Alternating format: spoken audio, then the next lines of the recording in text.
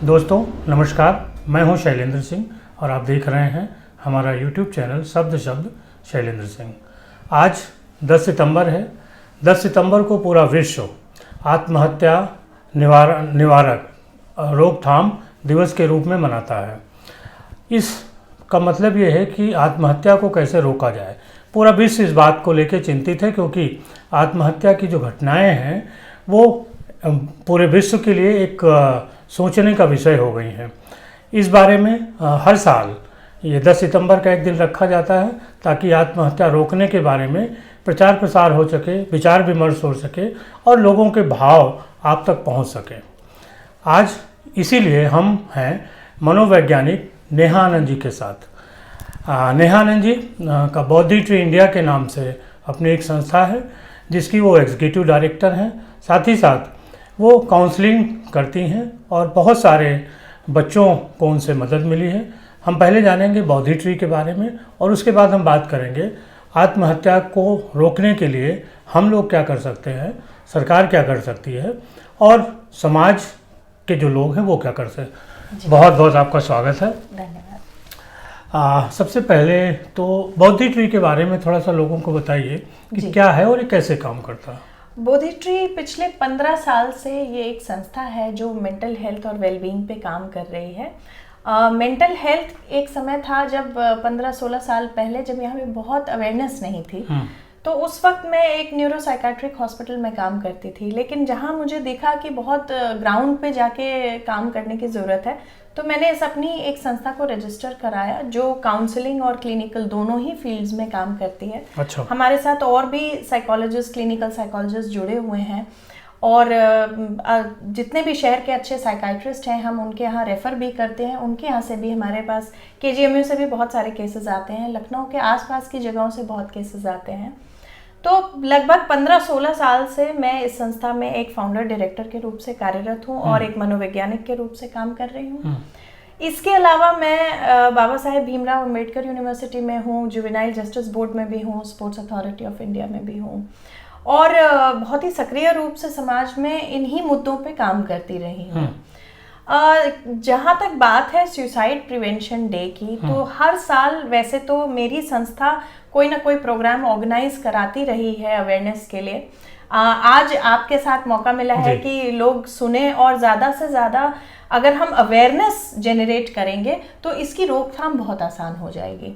Suicide सुनने में लगता है कि ये कोई बहुत ऐसी गंभीर समस्या नहीं है या ऐसे बहुत सारे केसेस नहीं होते हैं, लेकिन मैं ये बताना चाहूँगी कि विश्व भर में जो सेकंड लीडिंग कॉज है डेथ का वो सुसाइड है। और क्योंकि भारतवर्ष चाइना के बाद इंडिया ही इसमें लीडिंग है। जितने भी आंकड़े हैं पूरे विश्व में भारत इस समय बहुत ज़्यादा आंकड़ों में आगे है और ख़ास तौर से लगभग 20 साल से 40 साल तक की उम्र के जो लोग हैं वो सुसाइड चाहे आइडिएशंस हो या सुसाइड कमिट करने का जिनको खतरा है वो इसी एज ग्रुप में ज़्यादा है। तो मुझे लगता है कि ये एक दिन शायद काफ़ी नहीं है इस चीज़ के बारे में बात करने के लिए। और विडंबना ये है कि सुसाइड एक ऐसा डेथ का कॉज है जो प्रिवेंटेबल है, जिसको हम रोक सकते हैं। लेकिन अगर सही समय पे हम उन वार्निंग साइंस को या रेड फ्लैग्स को पहचान लें तो ही हम इसको रोक सकते हैं। हाँ, क्योंकि लोग मानते हैं कि सुसाइड करने वाला तो गया, सुसाइड कर लिया, हम कैसे रोकते हैं। बिल्कुल सही बात है। इसके अलावा एक और इसमें चीज़ ये भी है कि सुसाइड एक रिपल इफेक्ट क्रिएट करता है। जैसे नदी में हम कंकड़ डालते हैं तो एक रिपल इफेक्ट क्रिएट होता है। जो इंसान सुसाइड कर लेता है वो जो पीछे जिन लोगों को छोड़ के जाता है ये ट्रॉमा वो पूरी जिंदगी कैरी करते हैं। चाहे माता पिता हो या परिवार वाले हों, दोस्त हों, रिश्तेदार हों, कॉलीग्स हों, सबके ऊपर ये एक ऐसा ट्रॉमा का इम्पैक्ट छोड़ के जाता है। जाने वाला तो चला जाता है लेकिन बाकी लोग भी सफ़र करते हैं। एक चीज़ और मैंने कहीं पढ़ी थी कि जब सुसाइड हो जाता है उसमें खास तौर से मीडिया की जो भूमिका होती है, जब वो उन खबरों को लिखता है तो पूरे समाज में एक माहौल बनता है और उस दौरान देखा यह गया कि सुसाइड के केसेस ज़्यादा बढ़े। जी देखिए क्यों ऐसा होता है, कोई भी चीज़ जब मीडिया दिखाता है या हम पढ़ते हैं किसी चीज़ को तो वो बहुत डीपली रजिस्टर करते हैं, चाहे वो अखबार में पढ़ें या न्यूज़ में, प्रिंट मीडिया हो, चाहे जो भी मीडिया हो। जब बच्चे खास तौर से बहुत यंग लॉट ऐसी न्यूज़ पढ़ता है तो वो कोरिलेट करता है उस चीज़ से कि अरे मेरे साथ भी ऐसा हुआ था, तो शायद इसने कमिट कर लिया तो इसका कोई हल नहीं था, यानी कि कोई होप ही नहीं थी, तो मेरी समस्या कैसे समाधान हो जाएगा। तो वो कोरिलेट करके और ज़्यादा इन्फ्लुएंस होते हैं, जिससे ये केसेस बढ़ने की संभावना बहुत ज़्यादा हो जाती है। हर साल 10 सितंबर को ये दिवस मनाया जाता है जी। अलग अलग थीम होती है जी। इस साल की क्या थीम है और क्या इम्पैक्ट उसका होगा? इस साल की थीम है creating hope through action. WHO ने भी इस चीज को माना है कि सुसाइड की रोकथाम पूरी तरीके से संभव है, और अगर हम होप, सुसाइड में एक ऐसा शब्द है यानी कि आशावाद, यदि जो लोग सुसाइड के बारे में कभी न कभी सोचते हैं तो इसका मतलब कहीं उन्होंने आशा खो दी। लेकिन अगर हम जितने भी स्टेक होल्डर्स हैं, जितने भी जानने वाले लोग हैं, जितने भी लोग किसी को ऐसे देख रहे हैं कि ये किसी ऐसी मानसिक स्थिति या परिस्थिति से जूझ रहा है, यदि हम उस होप को क्रिएट कर दें तो शायद सुसाइड बहुत हद तक रुक जाएगा। अच्छा। और खास तौर से भारत में अभी अगर हम बात करें तो कोविड के बाद इन केसेस में और ज्यादा बढ़ोतरी हुई। अच्छा। और इस समय अगर हम यूपी की बात करें तो कानपुर सबसे लीडिंग है। अच्छा। 340 से ज्यादा डेथ्स हुई हैं साल भर के अंदर सुसाइड। उसके बाद लखनऊ है, फिर वाराणसी है, फिर आगरा है। आंकड़ों के मतलब जो बड़े शहर हैं वो ज्यादा है। जी। तो मेरे ख्याल से इस साल का जो थीम है वो बहुत ही कारगर साबित हो सकता है अगर हम ज्यादा से ज्यादा इसके बारे में बातचीत करें, ज्यादा से ज्यादा हम लोगों में एक ये ऐसा भाव जेनरेट करें कि भाई टीचर्स का भी उतना ही रोल है, पेरेंट्स का भी उतना ही रोल है, पड़ोसियों का भी उतना ही रोल है। बस आप कुछ चीज़ों का ध्यान रखें, कुछ रेड फ्लैग्स जो अभी हम बात करेंगे, यदि ऐसा कुछ दिखता है तो आप आसानी से उस इंसान तक पहुंच सकते हैं, आप उसको सपोर्ट कर सकते हैं। इसको भी हम थोड़ा सा कैटेगोरिकली कर सकते हैं कि सबसे पहले हम इसको बोलते हैं रिकॉग्नाइज, सपोर्ट एंड रेफर। तो सबसे पहले रिकॉग्नाइज यानी मतलब उसको पहचानना। तो हम पहचाने कैसे? तो सुसाइड के कई देखिए कारण हो सकते हैं, हम सिर्फ ये नहीं कह सकते कि कोई एक कारण है। सुसाइड के क्या कारण हो सकते हैं? हो सकता है रिलेशनशिप में फेलियर हो सकता है कि घर की जो परिस्थिति है, डोमेस्टिक वायलेंस हो, या घर का माहौल अच्छा नहीं है, सपोर्टिव नहीं है। हो सकता है करियर या जॉब में ऐसी कोई नाकामयाबी मिली है जिसको वो इंसान एक्सेप्ट नहीं कर पा रहा है। हो सकता है ड्रग अब्यूज हो, सब्सटेंस अब्यूज हो बहुत ज्यादा, या कोई ना कोई मानसिक बीमारी से ग्रसित हो। तो ऐसे बहुत सारे सुसाइड के कारण हो सकते हैं। मैरिज के फेलियर्स होते हैं, जॉब्स में फेलियर्स होते हैं। तो जब जो लोग बहुत कोपिंग स्किल्स जिनके अंदर नहीं होती हैं, वो इन चीज़ों को कोप अप नहीं कर पाते हैं, और उस वक्त यदि उनको कोई ऐसा सपोर्टिव हैंड नहीं मिलता है तो वो बहुत ज़्यादा वल्नरेबल होते हैं। सुसाइड आइडिएशंस के भी, यानी कि कभी ना कभी थॉट आया हो कि इससे बेहतर है कि मैं अपनी ज़िंदगी ख़त्म कर दूं, या कई बार कमिट करने की भी सोचना। अच्छा। कि मैं कमिट ही कर लेता हूँ। तो सोच भी भयावह है, और अगर एक्शन होता है तो वो तो भयावह है ही है। अब इसके बाद अगर हम बात करें कि रेड फ्लैग्स क्या है, तो आपको सबसे पहले ये देखना है कि यदि कोई इंसान अचानक से उसके व्यवहार में बदलाव आ रहा है, यानी कि महीने डेढ़ महीने से अचानक से पहले बहुत बातचीत करता था और इन दिनों बिल्कुल अलग थलग बैठा हुआ है, किसी से बात नहीं करता है, या जॉब छोड़ के घर पे बैठ गया है, एक कमरे में बंद रहता है, बहुत डिप्रेसिंग बात करता है कि मेरी लाइफ में कुछ नहीं रहा है, इससे अच्छा तो ख़त्म ही हो जाए सब कुछ।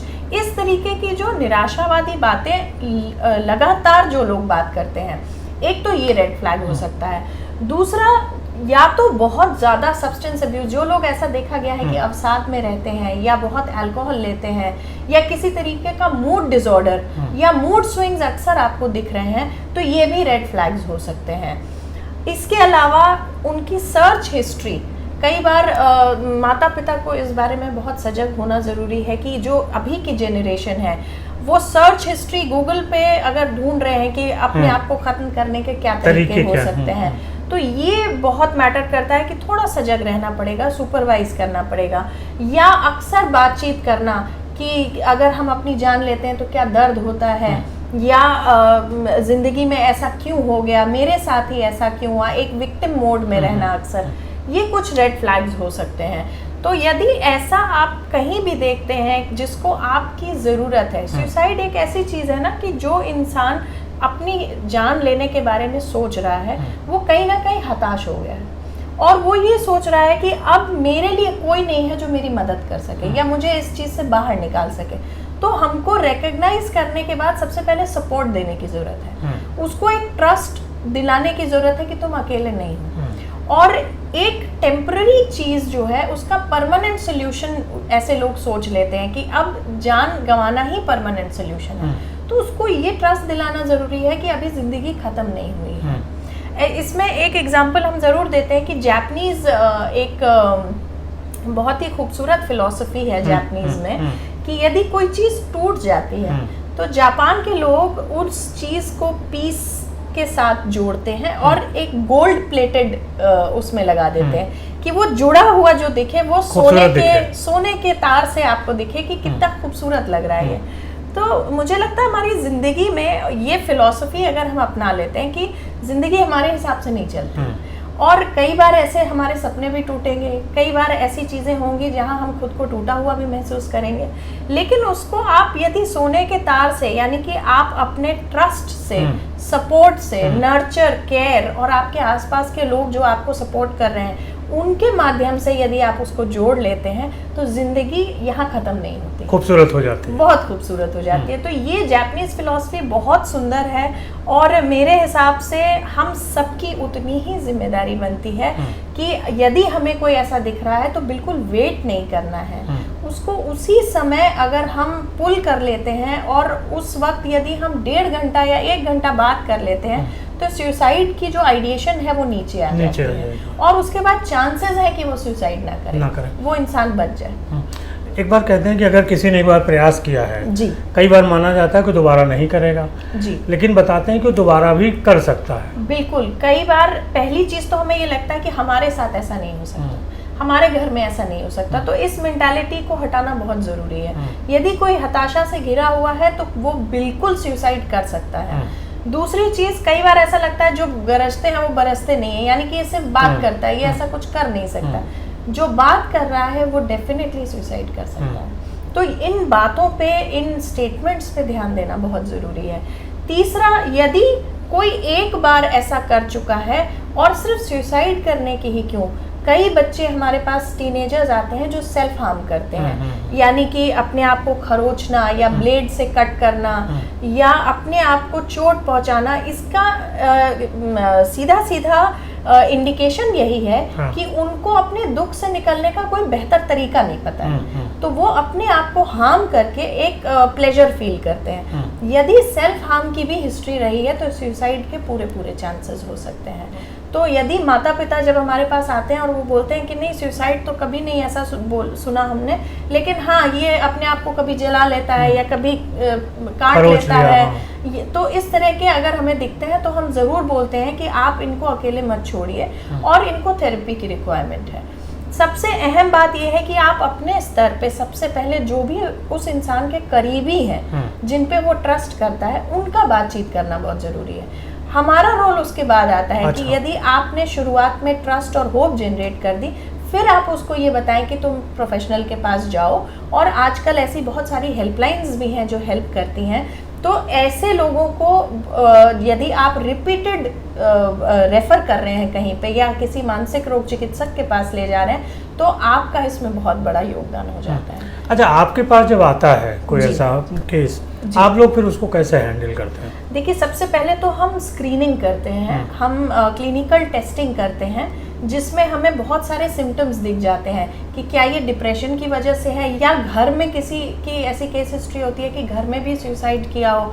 जैसे अभी कुछ दिन पहले हमारे पास एक CMO, एक्स CMO रह चुके थे, उनका बेटा आया जो अभी इंजीनियरिंग कर रहा है, तो उसके फादर ने खुद को शूट कर लिया था।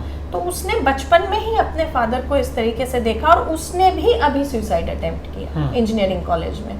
तो जब उसके दादाजी लेके आए तो हमने जब केस हिस्ट्री ली तो हमें पता चला कि मदर भी एक बार अटेम्प्ट कर चुकी हैं, फादर ने तो सुसाइड कर ही लिया था और ये इनका तीसरा अटेम्प्ट था। मतलब family history type, family history रही है। तो हम सारे डायमेंशंस देखते हैं कि कहीं डिप्रेशन तो नहीं रहा है और कितने सालों से रहा है, फैमिली हिस्ट्री क्या रही है, कहीं कोई अब्यूज़ का केस ना हो, कितनी फ्रीक्वेंसी और मैग्नीट्यूड से इनके आइडिएशंस हैं, कितनी बार ये ऐसा सोच चुके हैं या बोल चुके हैं। उसके बाद हम फिर आते हैं थेरेपी पे। यदि हमें दिखता है कि अवसाद है या कोई ऐसा हमें मेंटल डिसऑर्डर दिखता है तो हम फिर साइकाइट्रिस्ट के पास भी रेफ़र करते हैं। कई केसेस में दवाइयाँ ज़रूरी हो जाती हैं और दवाइयों के साथ फिर काउंसलिंग और थेरेपी आगे चलती है। तो बहुत चांसेस हमारे यहाँ ऐसे केसेस भी आए जहाँ बिल्कुल ही ठीक हो गया बच्चा। और क्योंकि यंगस्टर्स ज़्यादा प्रोन होते हैं तो यंगस्टर्स के लिए हम सबकी जिम्मेदारी है कि हम एक यूथ को ना खोएं, क्योंकि कंट्री हमारी यूथ से बन रही है और यूथ को स्ट्रॉन्ग होना बहुत ज़रूरी है। तो यूथ को बचाना आपकी, हमारी, पड़ोसियों की, सबकी बराबर जिम्मेदारी है। एक चीज़ देखी गई है कि जो लोग ड्रग्स लेते हैं, नशा करते हैं किसी भी तरीके का, क्या उनमें सुसाइड की जो भावना है वो ज़्यादा आती है? बिल्कुल आती है, क्योंकि ऐसे लोगों में सोचने समझने की जो रैशनल थिंकिंग होती है वो कहीं लैक कर जाती है। अच्छा। जो लोग बहुत ज़्यादा ड्रग अब्यूज़ करते हैं उनके अंदर एक तो कोपिंग मैकेनिज्म लैक करता है और दूसरा उनको कोई और रैशनली या लॉजिकली कोई रास्ता नहीं दिखता है। तो वो कई बार आवेश में या इम्पल्स कंट्रोल भी नहीं रहता है ऐसे लोगों में, तो आवेश में या इम्पल्सिविटी में आकर के वो कोई ऐसा कदम उठा देते हैं जो शायद उनको नहीं उठाना चाहिए। तो इसमें घर वालों की बहुत बड़ी जिम्मेदारी है कि ड्रग अब्यूज़ को बहुत हल्के में ना लें। यदि ड्रग अब्यूज़ है तो उसको सिर्फ ये ना सोचे कि ये तो सिर्फ अल्कोहल ले रहा है या ये कोई ड्रग ले रहा है, उसके रेपरकशंस ज़िंदगी के हर डायमेंशन में पड़ेंगे, चाहे वो रिलेशनशिप हो, चाहे वो जीने की चाह हो, चाहे आगे जॉब में अच्छा करना, करियर अच्छा करना, खुश रहना, ये सारी चीज़ें सब्सटेंस अब्यूज़ ख़त्म कर देता है। तो कहने का मतलब ये है कि जैसे ही आपको पता चले आप उसको गंभीरता से लीजिए और अगर आपसे हैंडल नहीं हो रहा है तो आप जो उसके एक्सपर्ट लोग हैं, विशेषज्ञ लोग हैं, उनके पास आने से किसी भी तरीके की हिचक, किसी भी तरीके की घबराहट का अनुभव मत करिए। आपकी सलाह के लिए, आपकी सहायता के लिए और आपको एक संबल देने के लिए समाज में बहुत लोग हैं, बशर्ते आप खुद आगे बढ़ के और उन लोगों तक पहुँचें। कुछ और बताना चाहती हैं चलते चलते? जी बिल्कुल, देखिए आज का दिन ये एक बहुत ही ऐसा टॉपिक है, एक गंभीर विषय है जिसके बारे में हमने बात की है। इसको बिल्कुल भी हम हल्के में नहीं ले सकते हैं। अगले महीने वर्ल्ड मेंटल हेल्थ डे भी है। जितनी भी चीज़ें हैं मेंटल हेल्थ से जुड़ी हुई वो एबनॉर्मेलिटी नहीं हो सकती है। कई बार हमें चलते फिरते, हंसते फिरते लोग भी दिखते हैं जो शायद अंदर किसी न किसी व्यथा से जूझ रहे होते हैं। तो कभी भी ऐसा ना सोचें कि ये व्यक्ति हंस रहा है या बहुत खुश मिजाज है तो इसको कोई प्रॉब्लम नहीं हो सकती है। आप आगे बढ़ के उसके साथ बैठें। जितने भी क्लोज लोग हैं ये उनकी जिम्मेदारी बन जाती है। तो मेंटल हेल्थ को बिल्कुल हल्के में ना लें। एक स्टिग्मा, आज की डेट में ऐसा कोई स्टिग्मा नहीं है, खास तौर से कोविड के बाद मेंटल हेल्थ एक और ही एपिडेमिक बन चुका है। तो आप जितना हो सके खुश रहने की कोशिश करें। खुद भी, आपकी खुद की तरफ भी जिम्मेदारी है और समाज की तरफ भी जिम्मेदारी है। बहुत शुक्रिया नेहा जी आपका, और सभी साथियों आपका भी शुक्रिया।